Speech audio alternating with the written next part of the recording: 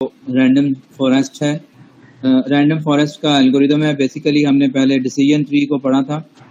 Decision tree कैसे बनती है उसको हमने कंसेप्चुअली भी देखा था और फिर उसको आर के थ्रू उसकी इम्प्लीमेंटेशन भी हमने जो की थी, करके देखी थी। तो अब यहाँ पर अब हम जो है वो रैंडम फॉरेस्ट जो हमारे पास डिसीजन ट्री का जो डिसएडवांटेज था वो इनएक्यूरेसी थी। बहुत ज़्यादा एक्यूरेटली जो है वो डिसीजन ट्री जो है वो काम नहीं कर रही थी और वो हमें जो 6.5 लेवल था उस पर जो सैलरी थी वो बहुत ज़्यादा अबव दिखा रही थी। तो इनएक्यूरेसी जो है ये डिसीजन ट्री का प्रॉब्लम है। तो इस प्रॉब्लम को सॉल्व करने के लिए रैंडम फॉरेस्ट को जो है वो यूज़ किया जाता है।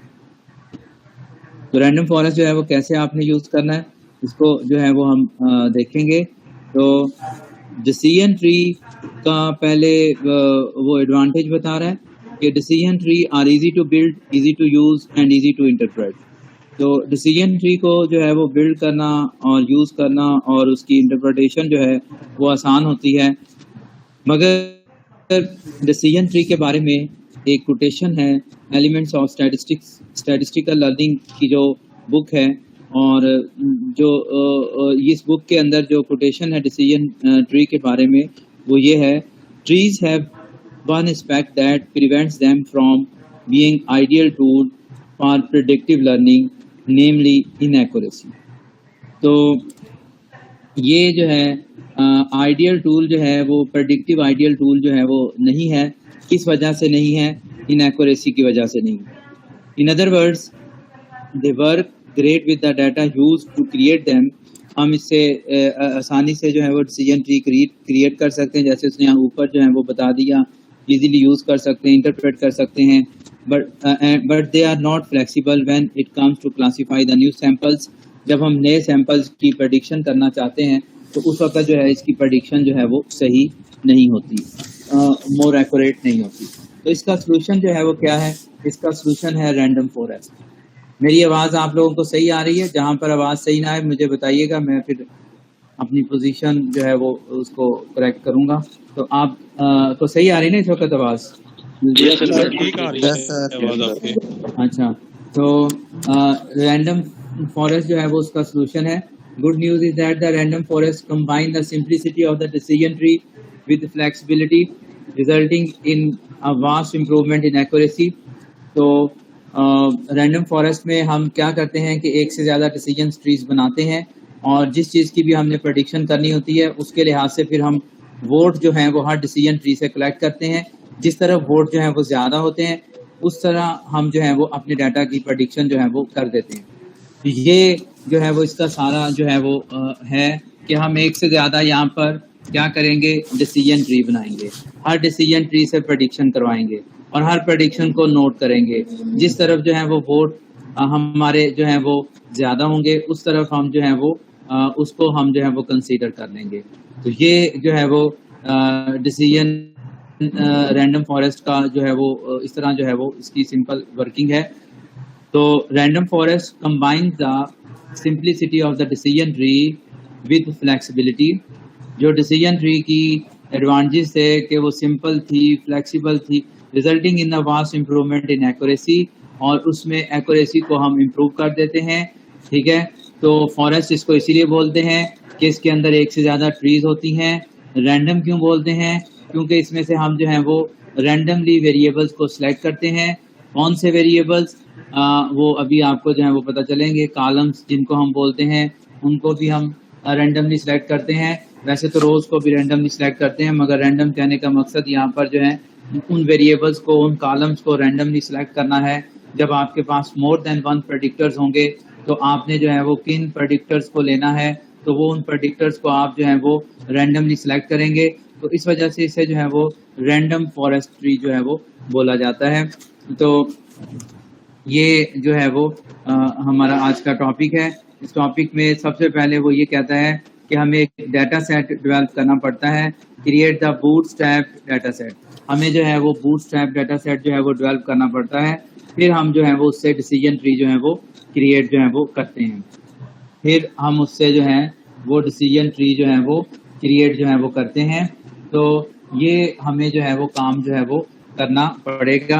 तो बूटस्ट्रैप डाटा सेट जो है वो कैसे क्रिएट होता है, तो उसको उसकी क्रिएशन ये जो है वो यहाँ पर हमें बता रहा है कि ये हमारे पास एक डाटा सेट है जिसमें ये जितने भी ये ब्लू वाले वेरिएबल्स हैं ये आपके जो है वो इंडिपेंडेंट वेरिएबल हैं, और हार्ट डिजीज जो है ये आपके पास जो है वो डिपेंडेंट वेरिएबल है। तो ये जो है वो प्रेडिक्टेड वेरिएबल है जिसे आपने जो है वो प्रेडिक्ट करना है। तो ये हमारे पास जो है वो सारा जो है वो हम इसी से जो है वो बूटस्ट्रैप डाटा सेट जो है वो क्रिएट करेंगे। वो कह रहा है कि इमेजिन करें कि यहाँ पर जो है वो आप 4 सैंपल्स हैं डाटा सेट के, और ये हमारे पास 4 रोज हैं, 4 कॉलम्स, 4 रोज हैं, और 4 रोज से हम जो है वो बूटस्ट्रैप डाटा सेट जो है वो क्रिएट जो है वो करेंगे। तो यहाँ पर सबसे पहले आप सारे कॉलम्स को ले लेंगे, सारे कॉलम्स को आपने ले लिया। अब आपने जो है वो डाटा सेट, तो ये वाला है आपका रोज है, तो इसमें से आपने जो है वो रोज उतनी ही सिलेक्ट करनी है जितनी आपने सैंपल के अंदर आपके पास सैंपल का साइज है। सैंपल का साइज आपके पास 4 है, तो 4 रोज आपने जो है वो बूटस्ट्रैप डाटा सेट में सिलेक्ट करनी है। To create the bootstrap data set that is the same size as the original, जो ओरिजिनल डाटा सेट का साइज है वही बूटस्ट्रैप डाटा सेट का साइज होगा। ओरिजिनल डाटा सेट के अंदर हमारे पास जो है वो 4 रोज थी, तो बूटस्ट्रैप डाटा सेट में भी हमारे पास 4 रोज होंगी। Just randomly select the sample, हमने इसमें से जो है वो रैंडमली जो है वो डाटा सेट को जो है वो सिलेक्ट करना है from the original data set. Original data set में से the important detail is that we are allowed to pick the same sample more than once. तो सेम रो को आप जो है वो सेम सैंपल डाटा सेट की रो को आप मोर देन वन जो है वो सिलेक्ट कर सकते हैं। ज़रूरी नहीं कि आपने जो है वो सारी रोज को आपने जो है वो सिलेक्ट कर लेना है। आपने देखें 4 रोज हैं आपके सैंपल डाटा सेट की, तो 4 रोज ही बूटस्ट्रैप डाटा सेट की होंगी, मगर बूटस्ट्रैप डाटा सेट में कुछ रोज ऐसी भी होंगी जो कि डुप्लीकेट होंगी, जो आप एक से ज़्यादा दफ़ा सिलेक्ट कर सकते हैं। तो ये जो है वो जैसे इसने कहा कि अब हम पहली रो जो है वो लेट सपोज कि रैंडमली हम पहली रो जो है वो इसको जो है वो सिलेक्ट करते हैं। बूटस्ट्रैप डाटा सेट जब बनाते हैं तो उस वक्त जो सैंपल डाटा सेट होता है उससे रोज को रैंडमली सिलेक्ट करते हैं। तो वो आप किसी एल्गोरिदम के थ्रू सिलेक्ट कर लें, या अगर आप मैनुअल सिलेक्ट कर रहे हैं तो रैंडमली आप जो है वो कोई सी भी रो जो है वो सिलेक्ट कर सकते हैं। तो फर्स्ट रो जो है वो बूटस्ट्रैप डाटा सेट के लिए आप ये वाली सिलेक्ट कर रहे हैं, तो ये वाली रो जो है वो आप फर्स्ट सिलेक्ट करेंगे, और उसके बाद जो है सेकंड रो वो कहता है ये आप सिलेक्ट कर लें। रैंडम है, कोई मसला नहीं है, जहाँ से मर्जी आप रो सिलेक्ट कर लें। थर्ड रो जो है वो ये वाली आप सिलेक्ट कर लें, और तो ये आपके पास जो है रोज जो है वो जो 4th रो है वो इसी रो को आप जो है वो दोबारा जो है वो सिलेक्ट कर रहे हैं। पहले वाली रो को ही जो 3rd रो थी आपकी उसी को आप जो है वो दोबारा जो है वो सिलेक्ट कर रहे हैं, और इस तरह आपने जो है वो 4 रोज का सैंपल डाटा सेट से बूटस्ट्रैप डाटा सेट जो है वो क्रिएट कर लिया। जो ओरिजिनल डाटा सेट था आपका वो 4 रोज पर कंसिस्ट कर रहा था, जो बूटस्ट्रैप डाटा सेट है वो भी 4 रोज पर है, मगर फ़र्क क्या है, एक तो आपने रैंडमली जो है वो रोज को सिलेक्ट किया, और दूसरा यह है कि आपने कुछ रोज को डुप्लीकेट भी आप जो है वो रख सकते हैं।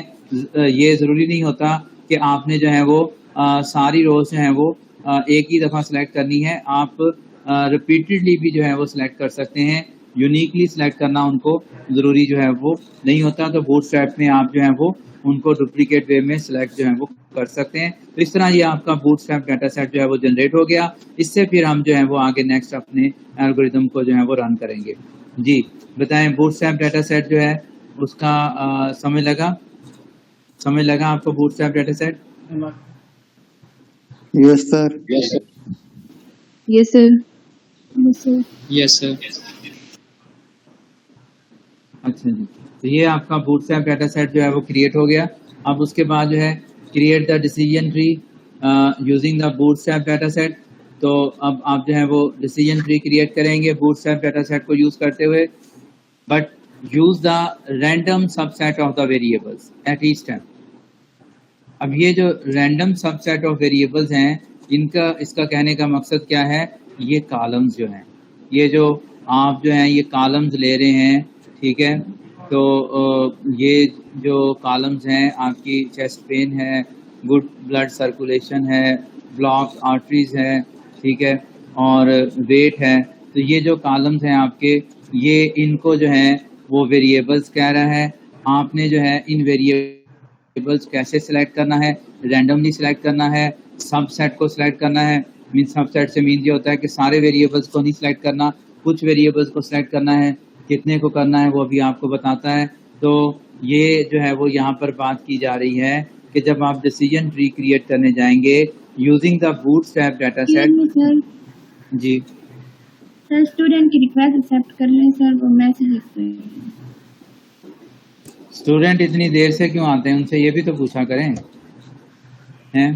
पहले आधा घंटा वेट करते हैं, फिर जो है वो जब वो आते हैं तो आप उनसे ये नहीं पूछती, पहले पूछ के मुझे बताएं कि इतनी देर से क्यों आई हैं, ठीक है, फिर एक्सेप्ट करते हैं, ठीक है। पहले इस सवाल का जवाब मिलना चाहिए। अच्छा चलें, तो ये हमारे पास जो है वो डिसीजन ट्री जो है वो उसमें हमारे पास क्या है कि जब भी हम डिसीजन ट्री बनाने लगेंगे तो बूटस्ट्रैप डाटा सेट को फर्स्ट स्टेप पर यूज़ करेंगे, और जब बूटस्ट्रैप डाटा सेट को यूज़ करेंगे तो उसमें हमारे पास जो है वो more than one independent variables होंगे, और more than one independent variables जो होंगे उनमें से हमने जो है सब सेट को चूज़ करना है, कुछ वेरिएबल्स को, कुछ कॉलम्स को चूज़ करना है पहले स्टेप पर। तो यूज़ द रैंडम सब सेट ऑफ द वेरिएबल्स, तो इसीलिए इसे रैंडम फॉरेस्ट भी बोलते हैं।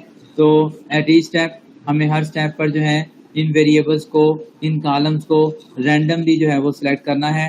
किस तरह, इन दिस एग्जांपल, इस एग्जांपल में वो कह रहा है कि we will only consider the two variables, ठीक है, एट ईच स्टेप। इस स्टेप में हमें जो है वो दो वेरिएबल जो है वो चूज करने हैं, ठीक है, हर स्टेप के ऊपर। जैसे जैसे हम डिसीजन ट्री बनाएंगे, देखें डिसीजन ट्री में आपने जो है वो किस वेरिएबल को एज ए रूट के तौर पर रखना है और किसको जो है उससे आगे आपने यूज करना है। तो उसके लिए वो ये कह रहा है कि आप रैंडमली यहाँ से दो वेरिएबल्स आप या दो कॉलम्स जो है वो आप चूज कर लें। We will talk more about how to determine the optimal number of the variables to consider later। तो optimal number of variables जो हैं वो हमें जो है वो जो सिलेक्ट करने हैं उनको हम जो है वो बाद में जो है वो इसमें जो है वो कंसीडर करेंगे।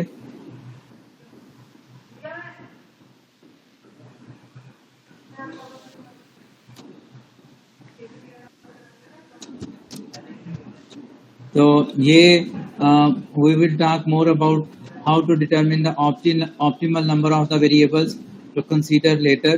तो ये जो है वो इसको बाद में इसकी डिस्कशन करेंगे। Instead of considering all the four variables to figure out how to split the root node, तो हम जो है वो फोर वेरिएबल्स को जो है वो कंसीडर नहीं करेंगे, बल्कि उनमें से कुछ रैंडमली जो है वो सिलेक्ट करके उनको जो है वो यूज़ करेंगे। और रूट के तौर पर कौन सा वेरिएबल होगा, we randomly select the two. तो यहाँ से आपने जो है वो कोई से भी रैंडमली जो है वो वेरिएबल सिलेक्ट कर लेने हैं। जैसे इसने जो है ये वाले रैंडमली वेरिएबल जो है वो सिलेक्ट किए हैं, तो ये दो वेरिएबल्स उसने जो है वो रैंडमली सिलेक्ट किए हैं, ठीक है। तो ये वेरिएबल सिलेक्ट उसने जो है वो यहाँ से रैंडमली किए हैं, इसका कोई क्राइटेरिया नहीं है, आपने जो है वो इनको रैंडमली सिलेक्ट करना है। सबसेट से मुराद यही था कि कुछ नंबर ऑफ वेरिएबल्स आपने जो है वो सिलेक्ट करने हैं। तो in this case randomly selected good blood circulation and block arteries as a candidate for the root node. तो इनको जो है वो आपने जो है वो रूट नोड के कैंडिडेट के तौर पर जो है वो सिलेक्ट जो है वो किया है। Just for the sake of example, assume that the good circulation did the best job separate the sample। अब ये आपको कैसे पता चलेगा कि गुड ब्लड सर्कुलेशन को आपने जो है वो रूट के तौर पर यूज करना है या ब्लॉक आर्टरीज को करना है। जैसे आपने डिसीजन ट्री में जो है वो देखा था कि जो सम ऑफ स्क्वायर का जो चार्ट था उसमें से जो मिनिमम वैल्यू थी वो आपने जो है वो देखी थी। तो जिसकी सम ऑफ स्क्वायर की जो है वो मिनिमम वैल्यू थी उसको आपने जो है वो रूट के तौर पर जो है वो रखा था। इसी तरह आप जो है वो गुड ब्लड सर्कुलेशन और ब्लॉक आर्टरीज को भी इसमें से भी जो मिनिमम वैल्यू होंगी उसको जो है वो आप जो है वो यहाँ पर रूट के तौर पर जो है वो सिलेक्ट जो है वो करेंगे। वही क्राइटेरिया जो एक डिसीजन ट्री बनाने के लिए आपने यूज़ किया था, यहाँ पर भी वही यूज़ करेंगे। सिर्फ ये है कि अगर आपके पास मोर देन जो है वो 1 वेरिएबल्स हैं, 4 जैसे यहाँ पर हैं इंडिपेंडेंट वेरिएबल्स, उनमें से आपने रैंडमली 2 इंडिपेंडेंट वेरिएबल सेलेक्ट कर लिए और उन रैंडमली में से आपने जो है वो किसको सिलेक्ट करना है रूट के तौर पर, तो वो आप जो डिसीजन जो है वो जैसे आपने पहले डिसीजन ट्री बनाई उस तरह आप जो है वो डिसीजन जो है वो उसका ले सकते हैं। तो we need to figure out how to split the sample at this code. तो ये एट दिस नोट, ये जो स्प्लिटिंग है इसका टोटल क्राइटेरिया वैसे ही है जैसे डिसीजन ट्री का था, इसमें जो है वो कोई फर्क जो है वो नहीं होगा। Just like for the root we select the 2 variables as the candidate instead of all the 3 remaining variables. अच्छा जी, पहले आपने गुड सर्कुलेशन को 2 वेरिएबल्स में से गुड सर्कुलेशन को रूट के तौर पर ले लिया। अब आपके पास जो है वो रिमेनिंग ये 3 वेरिएबल्स हैं। नेक्स्ट आपने जो स्प्लिटिंग करनी है उसमें से आपने इन 3 वेरिएबल्स में से 2 को चूज करना है और 2 वेरिएबल्स आपने रैंडमली सिलेक्ट करने हैं। फिर नेक्स्ट स्प्लिटिंग के लिए, इस स्प्लिटिंग के लिए ये जो रेड से सर्कुलेट है इसको स्प्लिट करने के लिए कि गुड सर्कुलेशन के बाद आपने कौन सा वेरिएबल लेकर आना है, उसके लिए फिर आपने जो है वो 2 वेरिएबल्स जो है वो सिलेक्ट करने हैं और उन 2 वेरिएबल्स कितने थे आपके पास वेरिएबल रिमेनिंग? 3 थे। उन 3 में से आपने जो है वो 2 वेरिएबल्स को सिलेक्ट करना है और उसमें से जो मोस्ट सूटेबल होगा वो आपने जो है वो उसको जो है वो एज ए नोट के तौर पर लेना है। मोस्ट सूटेबल के लिए मैंने बताया कि जैसे पहले आप जो है वो क्राइटेरिया यूज करते थे, जैसे हमने डिसीजन ट्री के लास्ट में पढ़ा था कि अगर आपके पास जो है वो मोर देन 1 वेरिएबल्स होंगे तो आप कैसे काम करेंगे, तो वो स्लाइड ज़हन में है कि नहीं है? बोलें।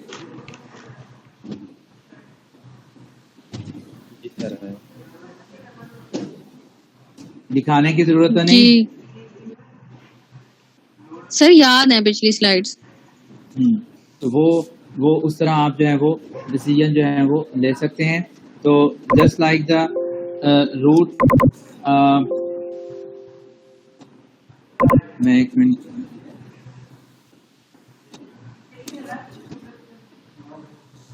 ये तो दूसरी थी, ये कंसेप्ट था। तो यहाँ पर ये देखें कि जब हमारे पास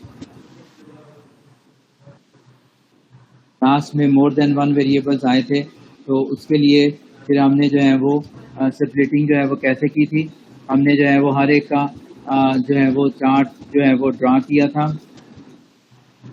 ये मैं उस स्लाइड पर आ जाता हूँ डायरेक्टली।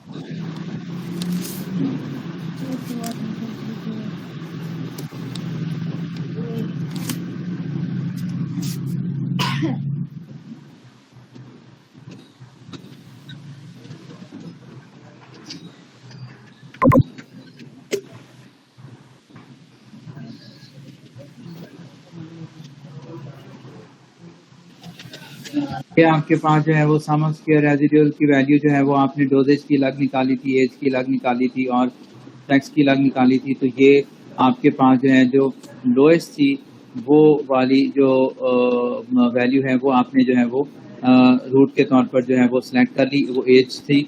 और एज के बाद जो है वो कौन सी थी, एज के बाद डोजेज की थी वो आपने सेलेक्ट कर ली, फिर सेक्स की थी वो आपने सेलेक्ट कर ली। तो इस तरह आपने जो है वो यहाँ पर सम ऑफ स्क्वायर की वैल्यू जो है वो सबसे कम एज की थी उसको आपने रूट के तौर पर ले लिया। रूट के बाद जो नेक्स्ट स्प्लिटिंग थी वो आपने डोजेज के लिहाज से की, फिर आपने उससे नेक्स्ट स्प्लिटिंग जो है वो सेक्स के लिहाज से की। सारे की सम ऑफ स्क्वायर वैल्यू जो है वो आपने इस तरह जो है वो कैलकुलेट जो है वो कर ली थी और उसका ग्राफ आपने ड्रा कर लिया था। और जो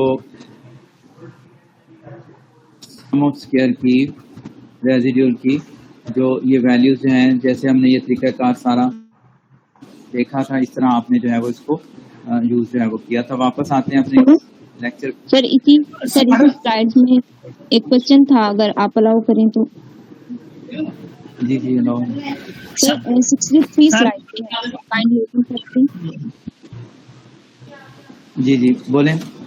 सर 63 स्लाइड पे है, जब जो डोजेज है वो ग्रेटर देन 3 हो जाएगी, जो एवरेज हमने कैलकुलेट किया था उसका था वो 38.8। सर मैं ये पूछना चाह रही हूँ, जब हमें कोई एक्चुअल उनकी वैल्यूज तो नहीं गिवन ना, तो फिर हम कैसे वो करें? जैसे आपने बताया था कि एवरेज इनका फाइंड आउट करना है, इनकी जो एक्चुअल ऑब्जर्वेशन है उनका सम करके टोटल जो है उस पे डिवाइड करना है।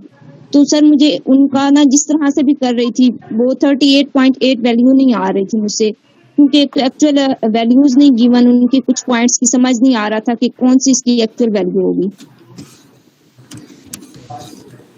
एक्चुअल वैल्यू सर जो है वो गिवन, देखें बात यह सर है कि यस ये जो है वो आपको जो है जो सैंपल डाटा दिखाया गया है, अगर इसमें कोई प्रॉब्लम है वो तो एक अलग चीज़ हो सकती है कि हो सकता है कि आपको किसी पॉइंट का डाटा जो है वो समझ ना आ रहा हो कि ये पॉइंट जो है वो कहाँ पर एग्जिस्ट कर रहा है, मगर यस जो सर है यस सर हमने तरीक़ाकार ऑप्ट करना है, ठीक है, हमने वो प्रोसीजर ऑप्ट करना है, बस उसकी समझ यस आनी सर चाहिए।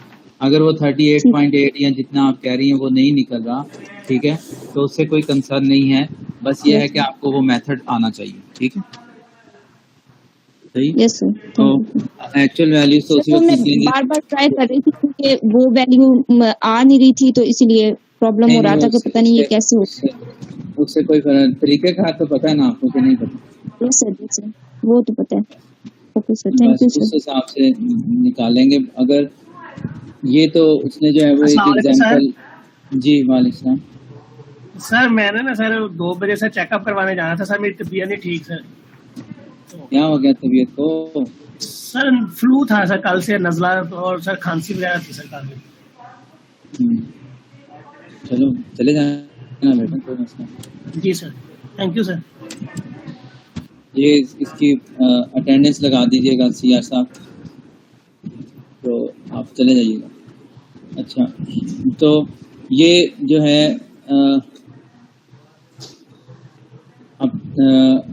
ये आपके पास जो है वो हम यहाँ पर थे कि हमने जो है वो हर लेवल पर जो है वो रैंडम वेरिएबल को सिलेक्ट करना है। पहले हमने 2 रैंडम वेरिएबल लिए, जो है वो गुड ब्लड सर्कुलेशन और ब्लॉक आर्टरीज, ये 2 रैंडम वेरिएबल्स हमने लिए। इसमें से हमने गुड सर्कुलेशन ब्लड सर्कुलेशन को जो है वो रूट के तौर पर सिलेक्ट किया, और उसके बाद जो है वो अगले स्प्लिटिंग के लेवल के ऊपर फिर हमारे पास 3 वेरिएबल्स थे। उन 3 वेरिएबल्स में से हमने जो है वो रैंडमली, कोई क्राइटेरिया नहीं है, रैंडमली जो है वो 2 वेरिएबल जो हैं वो सिलेक्ट करने हैं, और उन दोनों में से जो सूटेबल होगा उसको नेक्स्ट स्प्लिटिंग के लिए रखेंगे। अब जब हम सूटेबल का वर्ड यूज़ करते हैं तो सूटेबल के लिए वही तरीक़ाकार आपको सम ऑफ स्क्वायर वाला चार्ट ही जो है वो यूज़ करना पड़ेगा, वो ड्रा करना पड़ेगा, और उसके मुताबिक जो है आपको सूटेबल वेरिएबल जो है वो देने पड़ेंगे। तो ये जो है वो कह रहा है कि जी दोबारा हमने इस लेवल पर स्प्लिटिंग के लिए ये 2 वेरिएबल जो है वो चेस्ट पेन और वेट, ये 2 वेरिएबल हमने जो है वो सिलेक्ट कर लिए, और just like for the root randomly select the 2 variables as the candidate instead of all the 3 remaining variables. तो तीनों रिमेनिंग वेरिएबल्स को आपने सिलेक्ट नहीं करना, 2 वेरिएबल्स को रैंडमली आपने जो है वो सिलेक्ट करना है। ये रैंडमली आप क्यों सिलेक्ट करते हैं? क्योंकि अभी तो आप एक ट्री बना रहे हैं, आपने इसी से फॉरेस्ट बनाना है, इसी से बहुत सारी डिफरेंट ट्रीज बनानी है। जब उसमें आप रैंडमली सिलेक्ट करते करते हर ट्री के अंदर इस तरह रैंडम जो है वो आपकी सिलेक्शन होगी और रैंडम जो है वो स्प्लिटिंग होगी, तो इससे आपको फ़ायदा क्या होगा कि आपको डिफरेंट वेरिएशंस मिल जाएंगी, डिफरेंट तरीक़ों से जो है वो डिफरेंट ट्रीज जो है वो जनरेट हुई होंगी, फिर उसमें से जो है वो प्रडिक्शन जो है वो ज़्यादा बेहतर हो सकेगी। तो ये इसका जो है वो सारा पर्पस जो है वो है। तो just build the tree as usual, but only considering a random subset of the variable at each step। तो हर स्टेप के ऊपर रैंडम वेरिएबल जो हैं वो हमने रैंडम सबसेट ऑफ वेरिएबल जो हैं वो सिलेक्ट करने हैं कि हर सेट के में, और ये भी आपकी जो है वो जो आपके पास जितने भी वेरिएबल्स हों तो उनमें से आप जो हैं वो कितने वेरिएबल्स को रैंडमली सिलेक्ट कर रहे हैं, तो वो एग्जांपल के तौर पर 2 वेरिएबल्स को रैंडमली जो है वो सिलेक्ट कर रहा है। बाकी उसकी जो रिक्वायरमेंट है वो यही है कि आप सब सेट ऑफ वेरिएबल चूज़ करें। सब सेट में जो है वो 2 भी हो सकते हैं, 3 भी हो सकते हैं, 4 भी हो सकते हैं। अगर एग्जांपल बड़ी हो तो उसी लिहाज से जो है वो डाटा सेट बड़ा हो तो उसी लिहाज से जो है वो आप अपना जो है वो सबसेट का साइज जो है वो रख सकते हैं। तो we just build the tree as usual but only considering the random subset of variable at each step। तो हर स्टेप के ऊपर आपने जो है वो रैंडमली वेरिएबल को सिलेक्ट करना है for the sake of splitting. ठीक है, स्प्लिटिंग के लिए आपने जो है वो जितने भी वेरिएबल रिमेनिंग हो उनमें से जो है वो आपने रैंडमली जो है वो वेरिएबल्स को सिलेक्ट करना है, कॉलम्स को सिलेक्ट करना है। तो using the bootstrap data set, पहले तो आपने जो है वो ट्री को कैसे बिल्ड किया, बूटस्ट्रैप डाटा सेट को प्रिपेयर किया और अब ये इसकी जो है वो only considering the random subset of the variable eight each step, her step के ऊपर आपने जो है वो ये रैंडम वेरिएबल जो है वो लिए, जो ब्लू से उसने शो किए हुए हैं, ये ग्रीन जो है वो आपके जो है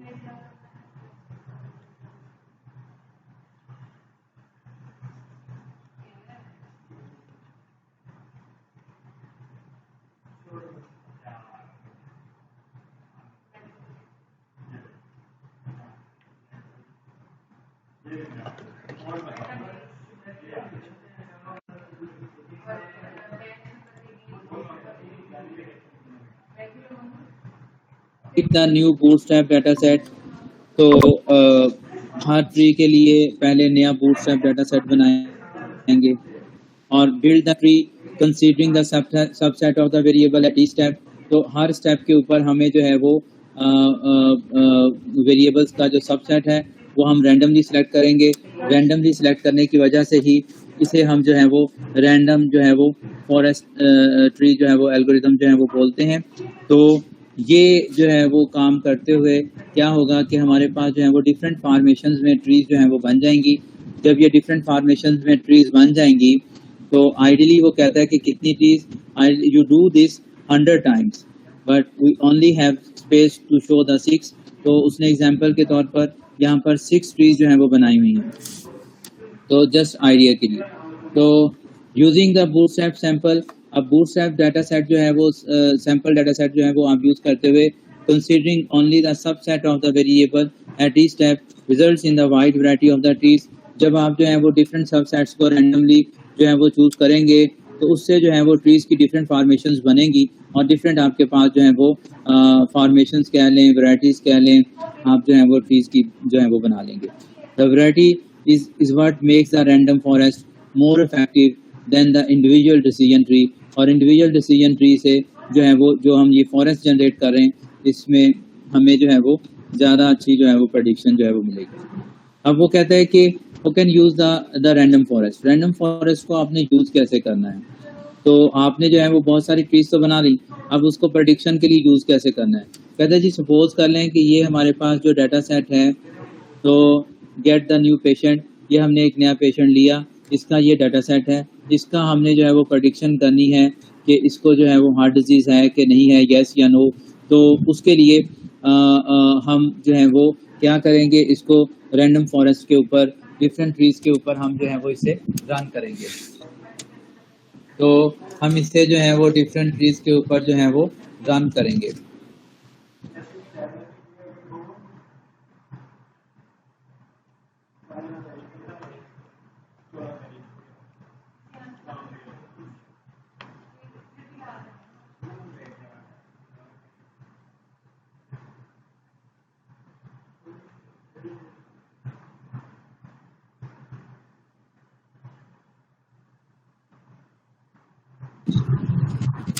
अच्छा जी, तो ये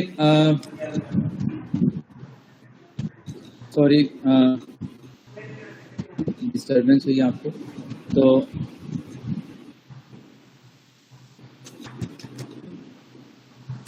ये हमारे पास जो है वो एक प्रेडिक्शन के लिए पेशेंट है। इस पेशेंट को हमने जो है वो प्रेडिक्ट करना है कि इसको जो है वो डिजीज है कि नहीं है। इसको हम डिफरेंट डिसीजन ट्रीज के ऊपर रन करेंगे और रन करने के बाद देखेंगे कि कितने वोट जो है वो यस में हैं, कितने वोट जो है वो नो में हैं, उनको काउंट करेंगे। जिस तरफ ज़्यादा वोट होंगे तो वो हम जो है वो डिसीजन लेंगे। तो and we want to know if they have the heart disease और नॉट, इसको हार्ट डिजीज है कि नहीं है। तो इसके लिए फिर हम जो है वो डिफरेंट फर्स्ट ट्री जो है वो सपोज फर्स्ट ट्री के ऊपर हम ये डाटा रन करते हैं तो वो हमें रिजल्ट जो है वो यस देती। तो हम जो है वो यहाँ पर इसका यस का वोट 1 जो है वो काउंट कर लेंगे, ठीक है, और इस ट्रैक को जो है वो स्टोर कर लेंगे। और उसके बाद जो है नेक्स्ट ट्री के ऊपर ये डाटा रन करेंगे और ये ट्री जो है अगर हमें जो है वो ये भी यस वोट जो है वो प्रोवाइड करती है तो हम इसको भी जो है यस में 1 + 1 2 जो है वो वोट जो है वो कंसीडर कर लेंगे। इसी तरह इन वोट को काउंट करते चले जाएंगे। तमाम 6 ट्रीज पे रन करने के बाद हमारे पास यस के वोट जो है वो 5 आए और नो के वोट जो है वो 1 आए। तो इस तरह हम डेमोक्रेटिक वे में जो है वो डिसीजन ले लेंगे और इसको जो है वो इसकी प्रेडिक्शन जो है वो यस कर। तो ये जो है वो इस का सारा जो है वो प्रोसीजर है इस एल्गोरिदम का। तो after running the data down all of the trees in the random forest we see which option receive the more votes. जो ऑप्शन जो है वो मोर वोट रिसीव करेगी वही ऑप्शन जो है वो विन करेगी।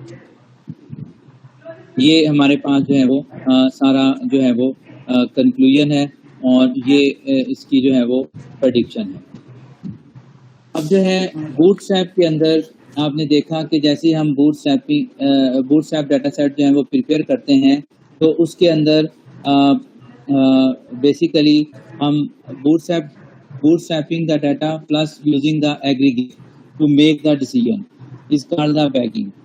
तो देखें ये बूटस्ट्रैपिंग डाटा सेट को यूज़ करना और प्लस ये जो वोट को काउंट करना और एक एग्रीगेट बनाना और एग्रीगेट बना के फिर उससे जो है वो डिसीजन लेना कि किस तरफ जो है वो वोट जो है वो ज़्यादा हैं। इस सारे प्रोसेस को हम जो है वो बैगिंग बोलते हैं। ठीक है, बैगिंग बोलते हैं। तो ये जो है बूटस्ट्रैपिंग का डाटा, पहले बूटस्ट्रैपिंग डाटा सेट को बनाना प्लस यूजिंग द एग्रीगेट से मुराद ये जो आप डिफरेंट डिसीजन ट्री के ऊपर जो है वो उस जो जिस डाटा को आपने प्रेडिक्ट करना है उसको आप प्रेडिक्शन के लिए रन करेंगे तो आपको जो एट दी एंड जो रिजल्ट मिलेगा तो उसके मुताल्लिक जो है वो एग्रीगेट कह रहा है टू मेक द डिसीजन को जो है वो करने के लिए। तो इस सारे प्रोसेस को हम जो है वो बैगिंग जो है वो बोलेंगे। तो इस सारे प्रोसेस को बैगिंग कहते हैं। ठीक है, ये एक टर्म है वो उसने जो है वो बतानी थी कि इस प्रोसेस को हम जो है वो बैगिंग जो है वो कहेंगे। तो ये यहाँ पर एक और टर्मिनोलॉजी जो है वो आपको जो है वो सिखाना चाहता है और उसके लिए ये सारी डायग्राम जो है वो बनाई हुई है। इसमें ये वो कहता है कि ये हमारे पास ओरिजिनल डाटा सेट है। इस ओरिजिनल डाटा सेट से हमने जब बूटस्ट्रैप का डाटा बनाया तो हमने जो है वो रैंडमली रोज को सिलेक्ट किया और उतनी रोज को सिलेक्ट किया जितना ओरिजिनल डाटा था। ओरिजिनल डाटा 4 रोज का था तो बूटस्ट्रैप में भी 4 रोज हमने जो है वो लेकर आनी है। मगर बूटस्ट्रैप का जो डाटा है वो डुप्लीकेट हो सकता है, डुप्लीकेट हो जा सकती हैं और होती हैं इसमें डुप्लीकेट रोज। तो we allow the duplicate entries in the bootstrap data set. तो बूटस्ट्रैप डाटा सेट के अंदर जो है वो डुप्लीकेट रोज जो है वो आ सकती हैं। This as the result this entry was not included in the bootstrap data set. तो ओरिजिनल डाटा सेट में ये जो एंट्री है ये जो है वो बूटस्ट्रैप डाटा सेट में जो है वो ऐड नहीं हुई। तो टिपिकली ये कहा जाता है कि 1/3 of the original data set not and up in the bootstrap. तो जो ओरिजिनल डाटा सेट होता है उसके अंदर हमारे पास जो ओरिजिनल डाटा सेट के अंदर हमारे पास जो है वो जो रोज होती हैं 1/3 रोज जो ओरिजिनल डाटा सेट की होती हैं वो बूटस्ट्रैप डाटा सेट में जो है वो एड अप जो है वो नहीं होती।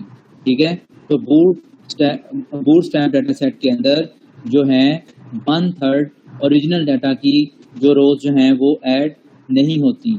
जब हम रैंडमली रोज सेलेक्ट करते हैं तो बहुत सारी रोज जो हैं वो डुप्लीकेटेड रोज जो हैं वो सिलेक्ट होती हैं और डुप्लीकेशन जो है वो अलाउ होती है बूटस्ट्रैप के अंदर। तो इस वजह से जो ओरिजिनल डाटा सेट की 1/3 जो रोज हैं वो सिलेक्ट ही नहीं हो पाती। ठीक है, तो ये बात जो है वो करने जा रहा है कि typically about 1/3 of the original data doesn't and up in the bootstrap. तो बूटस्ट्रैप डाटा सेट की जो है वो कुछ रोज जो है वो एंड जो है वो यहाँ पर आप जो है वो ऐड ही जो है वो नहीं होती हैं। अच्छा जी, तो अब जो है यहाँ पर नेक्स्ट जो है ये टर्म एक आ रही है out of bag. Out of bag data set से मुराद क्या है कि वो रोज जो ओरिजिनल डाटा सेट की बूटस्ट्रैप डाटा सेट में सिलेक्ट नहीं हो पाई उनको हम जो है वो क्या कहेंगे, out of bag data set. Here the entry that didn't end up in the bootstrap data set. तो bootstrap data set के अंदर ये वाली एंट्री, ये वाली रो जो है वो ऐड आपने नहीं की, तो इस वाली रो को हम जो है वो out of bag data set जो है वो बोलेंगे। तो ये वाली जो रो है ये आपकी जो है वो आउट ऑफ बैग जो है वो डाटा सेट जो है वो कहलाती है। ठीक है, this is called out of bag data set. Sir जितनी भी रिपीटेड रोज होंगी उनको हम डिक्लेयर करेंगे इसमें। जी, रिपीटेड रोज सर होंगी, जितनी भी रिपीटेड रोज हों उनको मतलब ऐड नहीं कर रहे, उनको निकाल रहे हैं, सेम जो है रोज।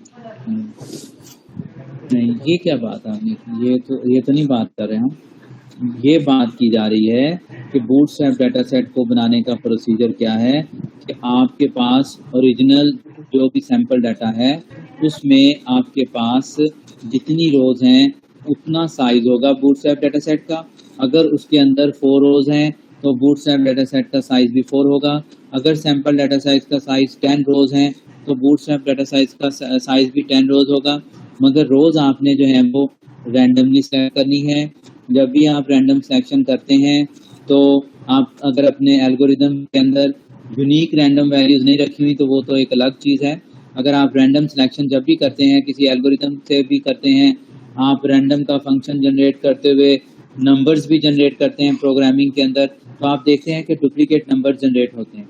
ठीक है, तो इसी तरह जब आप जो है वो यहाँ से रोज सिलेक्ट करेंगे तो आपकी रोज भी डुप्लीकेट में सिलेक्ट होंगी। ठीक है, आप रैंडमली एक रो को आपने सिलेक्ट किया, रो नंबर 4 को, तो रो नंबर 4 को आप 2 दफ़ा भी सिलेक्ट कर सकते हैं। जब आपने 2 दफ़ा उसको सिलेक्ट कर लिया तो लाजमी बात है कोई एक रो तो मिस होगी ना, क्योंकि आपने बूटस्ट्रैप डाटा साइज का साइज वही रखना है जो ओरिजिनल डाटा सेट का साइज है 4।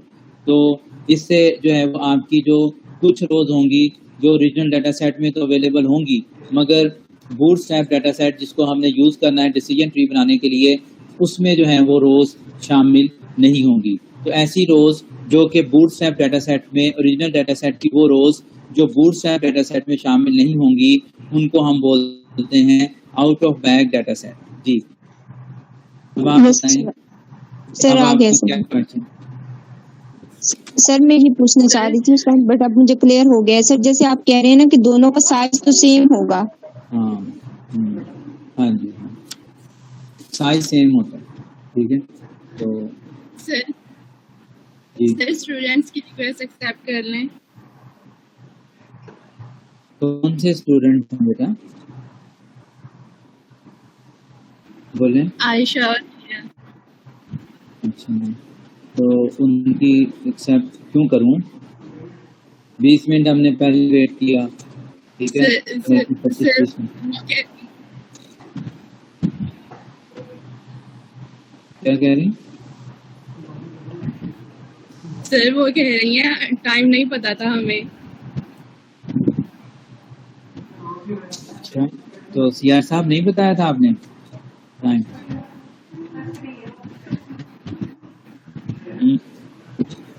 इन्फॉर्म किया था सर इनको सबको। नहीं सर का तो इन्फॉर्म नहीं किया था। राहील ने इन्फॉर्म किया था, राहील ने ऐसा कंफर्म करके इन्फॉर्म किया क्लास को। नहीं, किसी ने भी बी सेक्शन को भी नहीं बताया था और ए सेक्शन की किसी गर्ल को नहीं पता था। ये तो हम ऑनलाइन बैठे हुए थे, वेट कर रहे थे, इसलिए हमें पता चल गया। अब जो व्हाट्सएप पे ऑनलाइन नहीं था उनको तो नहीं पता होगा ना।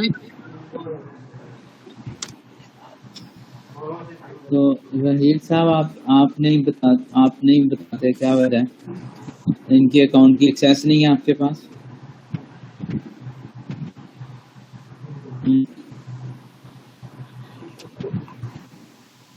चलें, आप नेक्स्ट टाइम मैं आपको खुद से बता दूंगा। Okay sir, thank you. अच्छा जी, तो इसे हम बोलते हैं out of bag data set. तो जो रोल जो है वो बूटस्ट्रैप डाटा सेट में शामिल नहीं हुए, तो इसे वो कहता है जी कि मैं इसको जो है वो अपने तौर पर out of boot data set भी जो है वो कहता हूँ। Out of bag data set की बजाय, क्योंकि ये बूटस्ट्रैप डाटा सेट में से रो शामिल नहीं होती जो, तो उसे जो है वो कहता है कि मैं अपने तौर पर ऑथर जो है इसका बुक का, वो क्या है कि मैं इसको जो है अपने तौर पर out of boot data set भी बोलता हूँ। ये since out of bag data was not used to create this tree, तो इस ट्री को क्रिएट करने में जो ये ट्री क्रिएट हुई इसमें ये रो जो है वो शामिल नहीं। तो इस रो के शामिल ना होने से ये अब देखना चाह रहा है कि क्या ये रो, इसकी प्रेडिक्शन जो है वो सही हो रही है कि नहीं हो रही, जो रो शामिल नहीं थी। Run if through and see if it correctly classify the sample, ठीक है। तो इसका रिजल्ट जो है वो नो आना चाहिए। क्या इसका रिजल्ट जो है वो नो आता है कि नहीं आता, क्या प्रेडिक्शन इसकी नो आती है कि नहीं आती। तो इसमें वो कहता है कि tree correctly labels out of bag sample no, तो यहाँ पर जो है वो ट्री जो है वो करेक्टली लेबल कर रही है इस out of bag data set को। इसमें जो है वो जो रो शामिल नहीं हुई बूटस्ट्रैप डाटा सेट की, देखें हर डिसीजन ट्री में तो ये नहीं ना होगा कि ये रो शामिल नहीं है। बताएं, एक डिसीजन ट्री ये बनाई, सपोज इस डिसीजन ट्री में ये रो शामिल नहीं है, ठीक है, मगर इस डिसीजन ट्री में तो इस डिसीजन ट्री में तो पॉसिबिलिटी है ना कि ये रो शामिल हो। क्या ख्याल है? यस इस डिसीजन ट्री में भी हो सकता है कि ये रो शामिल हो, ठीक है। जी तो अब एक जो डाटा सेट है या 1/3 जो डाटा सेट उसने कहा है कि टिपिकली ऐसे होता है, तो 1/3 डाटा सेट जो है वो बूटस्ट्रैप जब हम क्रिएट करते हैं, तो बूटस्ट्रैप सैंपल डाटा जब हम क्रिएट करते हैं तो उसमें जो है वो 1/3 रोज जो है वो शामिल नहीं होती। तो अब वो जब भी हम एक डिसीजन ट्री बनाते हैं तो उसमें याद रखें कि बूटस्ट्रैप जो सैंपल डाटा है वो हमेशा हम हर डिसीजन ट्री के लिए अलग से क्रिएट करते हैं, ठीक है। तो बूटस्ट्रैप जो डाटा सेट है वो हम हर डिसीजन ट्री के लिए अलग से क्रिएट करते हैं। ये नहीं होता कि एक दफ़ा बूटस्ट्रैप डाटा सेट क्रिएट कर लिया तो तमाम जितनी भी उस फॉरेस्ट के अंदर ट्रीज हमने बनानी हैं तो तमाम के लिए वही बूटस्ट्रैप डाटा सेट यूज़ किया जाएगा। नहीं, बल्कि उसने एल्गोरिदम के शुरू में आपको बताया, यहाँ पे उसने कंक्लूड किया कि जैसे ही आप जो है वो डिसीजन ट्री आप जो है वो बनाने लगेंगे रैंडम फॉरेस्ट के लिए, तो आप जो है वो सबसे पहले आप बूटस्ट्रैप डाटा सेट को प्रिपेयर करें, ठीक है। और हर डिसीजन के लिए, हर डिसीजन ट्री के लिए अलग से जो है वो बूटस्ट्रैप डाटा सेट जो है वो बनाया जाएगा, ताकि जितनी मर्जी रैंडमाइजेशन हो जाए, जो भी रैंडमाइजेशन हो जाए, उससे ये है कि जो आउट ऑफ बैग जो है हमारे पास जो है वो जो डाटा होगा एक डाटा सेट के अंदर, तो वो दूसरे में इंक्लूडेड होगा। तो इस तरह जो है ये नहीं होगा कि वो हर डिसीजन ट्री से आउट ऑफ बैग होगा। इसी वजह से रैंडम फॉरेस्ट के अंदर, क्योंकि बहुत सारी ट्रीज के डिसीजन को काउंट करके ओवरऑल जो है वो रिजल्ट जो है वो प्रेडिक्शन की जाती है, तो इस वजह से इसका रिजल्ट जो है वो मोर एक्यूरेट जो है वो होता है। तो यहाँ पर यही जो है वो बात जो है वो कर कि अगर ये रो जो है पहली डिसीजन ट्री में शामिल नहीं थी तो उसने जो है वो रिजल्ट आपको क्या दिया, उसने रिजल्ट को गलत प्रेडिक्ट किया।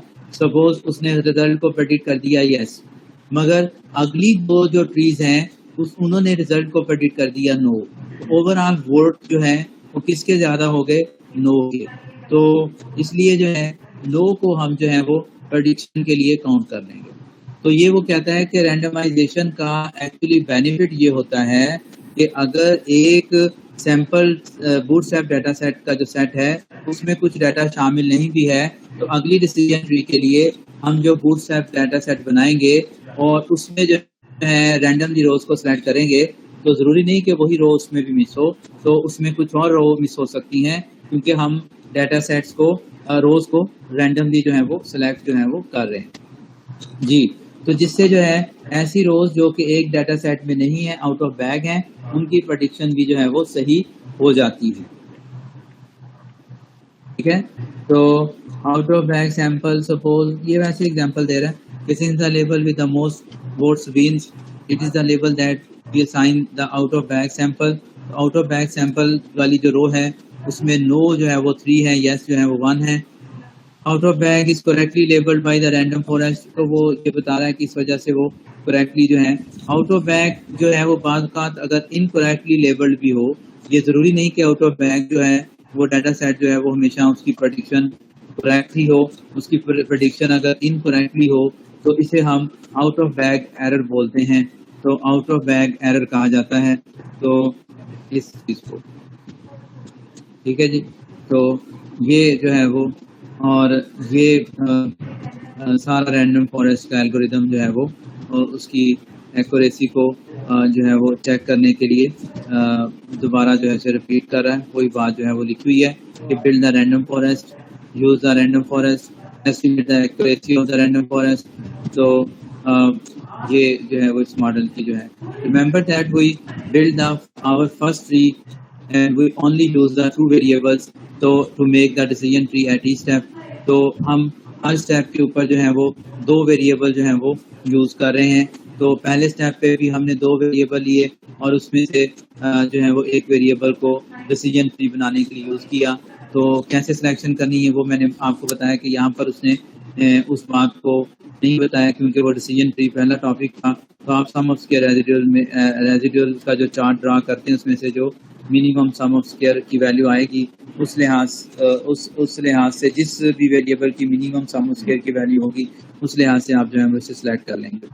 तो we compare the out of bag error of the random forest build using only the two variables per step. तो ये जो है set the bunch of the different settings and choose the most accurate random forest. तो वो यही बात जो है वो कर रहा है क्योंकि हम हर स्टेप पर जाकर डिफरेंट जो है वो वेरिएबल जो है वो चूज करते हैं और रैंडमली उनको सिलेक्ट करते हैं। हर डिसीजन ट्री में ऐसे ही हमने जो है वो वेरिएबल जो है वो सिलेक्ट किए होंगे, जिसकी वजह से जो है वो एक्यूरेसी जो है वो हमारी सही रहती है। एक्यूरेसी के सही आने के चांसेस जो है वो बहुत ज़्यादा इसमें जो है वो होते हैं। तो यहाँ पर अब हम जो है वो रैंडम फॉरेस्ट को देखेंगे आर लैंग्वेज के अंदर। तो रैंडम फॉरेस्ट की जो इम्प्लीमेंटेशन है वो आर लैंग्वेज के अंदर कैसे है उसको जो है वो हम देखेंगे यहाँ पर। तो ये हमारे पास जो है वो वही जो है वो एल्गोरिदम इस वाली स्लाइड ने अपने अंदाज से जो है वो लिखा हुआ है। पिक एट द रैंडम के data points from the training set. तो वही जैसे हम कहते हैं कि बूटस्ट्रैप डाटा सेट, इससे आपने ये समझना है कि ये जो लाइन है ये बूटस्ट्रैप डाटा सेट की प्रिपरेशन के लिए लिखी हुई है। तो इसलिए वो स्लाइड मैंने बनाई थी उसमें ज़्यादा वाज़ेह तौर पर जो है वो बता रहा है। तो build the decision tree associate to these K data points. इसी बूटस्ट्रैप डाटा सेट को के डाटा पॉइंट्स की जब जहाँ पर बात आए तो आप उससे समझ लें कि बूटस्ट्रैप डाटा सेट की बात की जा रही है। तो बूटस्ट्रैप डाटा सेट को यूज़ करते हुए आपने जो है वो डिसीजन ट्री को बिल्डअप करना है। तो और यहाँ पर जो है वो आपने कितनी ट्रीज बनानी है, choose the number N trees you want to build and repeat the step 1 and 2। तो एन ट्रीज से मुराद ये है कि आप 100 ट्रीज बनाना चाहते हैं, 10 ट्रीज बनाना चाहते हैं, 500 ट्रीज बनाना चाहते हैं, तो वो ट्रीज आप बनाएं और 1 और 2 स्टेप को जो है वो रिपीट करते चले जाएं। For a new data point जिसको आपने प्रेडिक्ट करना है, make each one of your entries predict the value of Y for the data point in question and assign the new data point the average across all of the predicted y values। तो आप जो है वो उसको जो है वो फिर वोट को काउंट करें। वो वैसे ही जो है ना ये स्टेप भी जो है वो वोट की काउंटिंग के बारे में बताया गया। इसके लिए आपको जो है वो आर लैंग्वेज के अंदर इंस्टॉल डॉट पैकेज में जाकर रैंडम फॉरेस्ट के पैकेज को इंस्टॉल करना पड़ेगा। डाटा सेट हमारे पास वही है position underscore salaries dot CSV। उसके जो है वो दूसरा और तीसरा कॉलम लेवल और सैलरी वाला कॉलम जो है उसने ले लिया है और जो पोजीशन वाला कॉलम था वो छोड़ दिया है। तो वो ये आपको डाटा सेट जो है आपके पास यहाँ पर ये आ गया। और इससे पहले आपने जो है वो रैंडम फॉरेस्ट वाले पैकेज को इंस्टॉल करना है और उसको करंट पैकेज भी बनाना है। और क्योंकि इसके अंदर रैंडमाइजेशन के डिफरेंट मेथड्स होंगे, देखें जिस भी चीज़ के अंदर रैंडमाइजेशन के मेथड होते हैं, जैसे हमने ट्रेनिंग सेट और टेस्ट सेट को सेपरेट किया था तो उस वक्त भी हमने एक जो है वो सैंपल से ट्रेनिंग सेट को अलग किया था और टेस्ट सेट को अलग किया था और सेपरेट जो है वो किया था डाटा को। तो उस वक्त भी हमने सेट डॉट सीड का मेथड यूज़ किया था।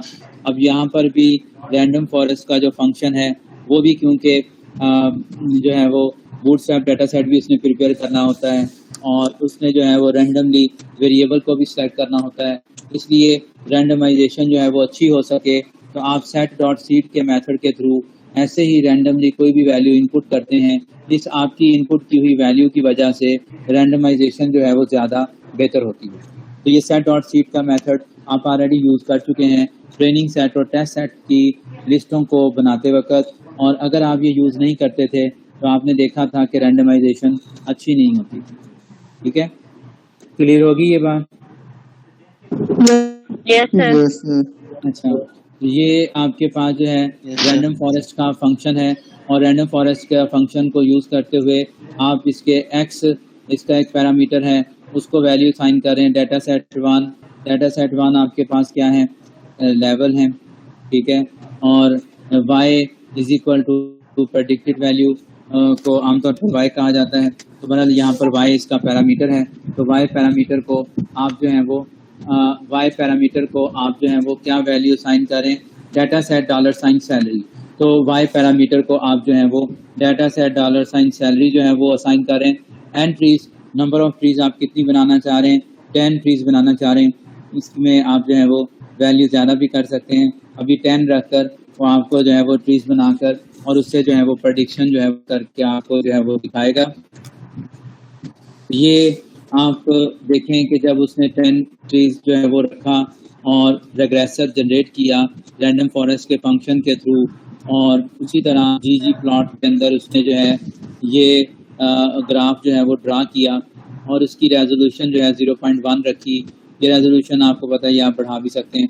तो और इसके ज्योमेट्रिक पॉइंट जो हैं वो ये दिए, ये सारा ग्राफ आपको जो है वो पता है, और इसकी जो प्रेडिक्टेड है उसमें रेग्रेसर, यही जो रैंडम फॉरेस्ट से आपने रेग्रेसर जनरेट किया इसको आपने जो है वो रखा।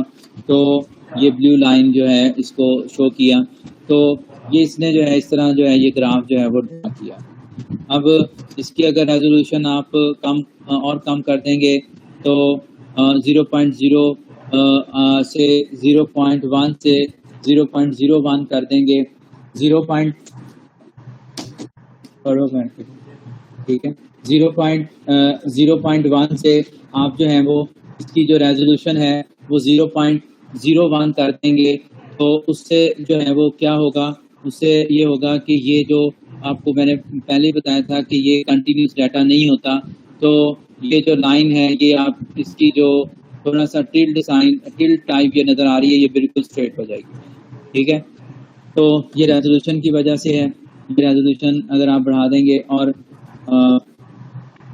इससे ये आपने पहले भी देख लिया हुआ है, ठीक है, तो ये इसका जो टिल्डनेस है वो ख़त्म हो जाएगी और ये बिल्कुल जो है वो लाइन जो है वो स्ट्रेट हो जाएगी। अच्छा, उसके बाद जो है आप ये देखें कि जब आप 10 ट्रीज का फॉरेस्ट बनाकर आप जो है उससे प्रेडिक्शन करवाते हैं, तो आपकी प्रेडिक्शन जो है एट लेवल 6.5 जो है वो 1,41,733 होती है, जबकि एक्चुअल वैल्यू 160 के करीब है। एक्चुअल वैल्यू जो है वो तकरीबन 175 के करीब है ना, ऐसी है। तो इससे जो है वो प्रेडिक्शन जो है वो कुछ बेहतर हुई।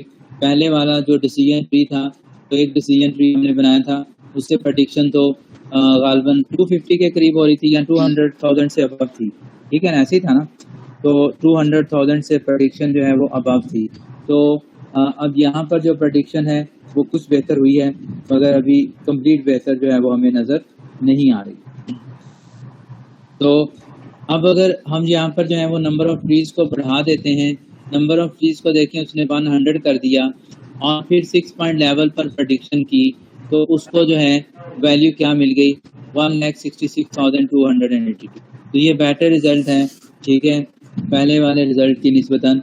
तो और जब आप इसकी जो है वो नंबर ऑफ ट्रीज और बढ़ा देंगे, तो ये आपको जो है वो उसने ट्रीज को 500 कर दिया, ये आपको जो है वो वैल्यू क्या मिल गई, 160,450।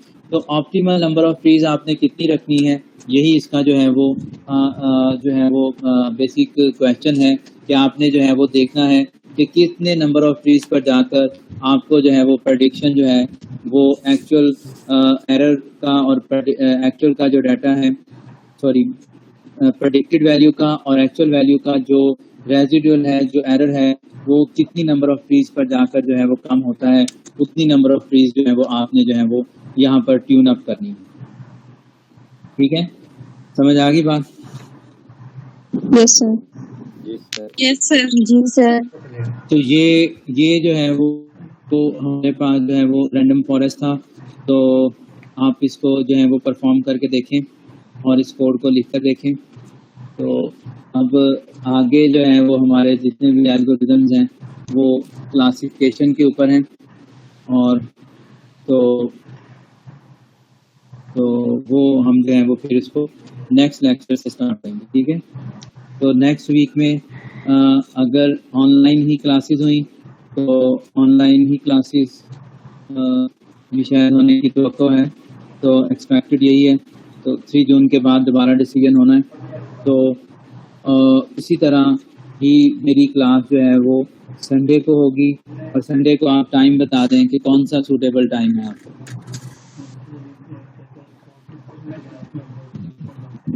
ठीक है, नेक्स्ट वीक में मेरी ही क्लास होगी हमारे ठीक है, साथ। तो 10 o'clock। जी, बाकी लोग 10 o'clock से। ठीक है सर। ठीक है सर, 10 o'clock। ठीक है सर। ठीक है। ठीक है सर, ये 10 o'clock। चलें, ठीक है, फिर 10 o'clock इंशाल्लाह जो है वो नेक्स्ट वीक जो है वो संडे को क्लास होगी। ठीक है, ये स्लाइड्स मैं आपको सेंड कर देता हूँ। अटेंडेंस कौन लेता है आप में से? अली इरशाद लेते हैं?